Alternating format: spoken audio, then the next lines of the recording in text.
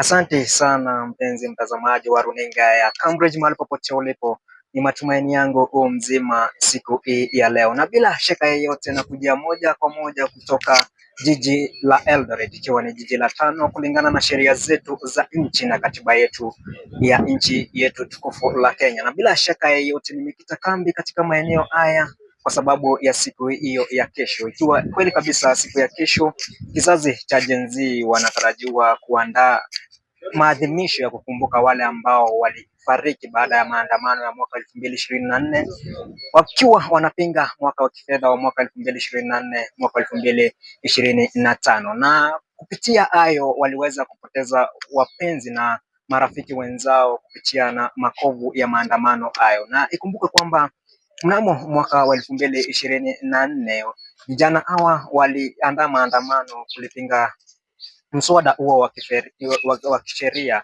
na wakasema kwamba hawataki kabisa kuidhinishwa na rais. Na bila shaka yeyote nataka tu kukusanya baadhi ya maoni ya vijana kutoka kaunti hii ya Uasin Gishu, ikiwa ni jiji la Eldoret, nisikie pia wao wako na yapi ya kusema kuhusiana na maadhimisho hiyo ya siku ya kesho.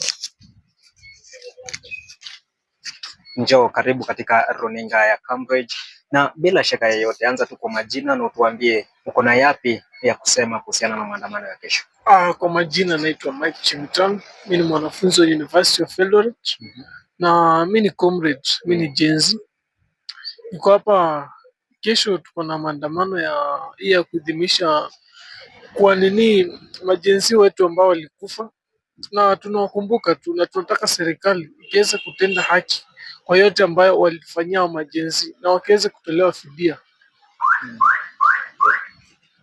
Na hiyo siku ya kesho mmepanga mikakati mbalimbali kuadhimisha wale ambao walifariki dunia hiyo siku, na mkapanga kuwa mtawasha mshumaa ili kuwakumbuka hao, lakini katika serikali tumesikia baadhi ya viongozi wakisema kwamba hawatakubali maadhimisho hayo kwa sababu inaweza kiuka sheria ya nchi yetu ya Kenya. Je, maoni yako kuhusiana na hayo ni yapi?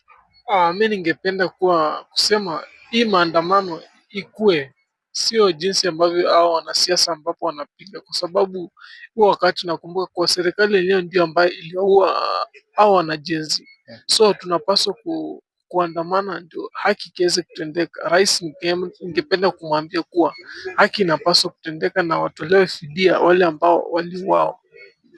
Bila shaka yoyote. Na pia hiyo siku ya kesho inatarajiwa kwamba maafisa wa polisi wataweza kuteka doria nchini kote ili kuwapa nyinyi ulinzi, lakini baadhi yenu inaonekana kwamba bado mko na hofu na maafisa wa polisi. Je, utaangazia vipi kuhusiana uhusiano wenyu kati yenu nyinyi na maafisa wa polisi, hasa ukiangazia siku hiyo ya kesho?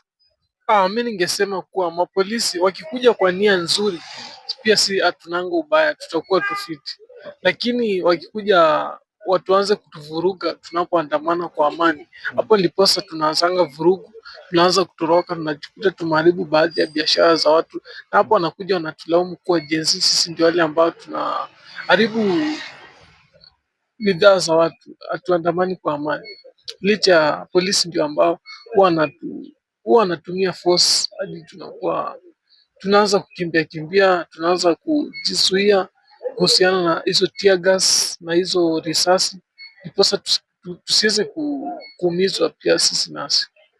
Bila shaka yeyote, mpenzi mtazamaji, hiyo imekuwa tu maoni ya mmoja wa vijana katika kaunti hii ya Uasin Gishu, ikiwa ni jiji la Eldoret, akisema kwamba anatarajia siku ya kesho kwamba itakuwa siku ya amani kwao kama vijana wakati wanaadhimisha siku hiyo. Na bila shaka yeyote nitakuwa tu nikikita kambi katika maeneo haya ili niwapashe nyinyi wapenzi watazamaji yetu kadri kitu chochote ambacho kitakuwa kita katika maeneo haya. Bila shaka yote, imekuwa ni mimi mtangazaji wako Joseph Kariuki.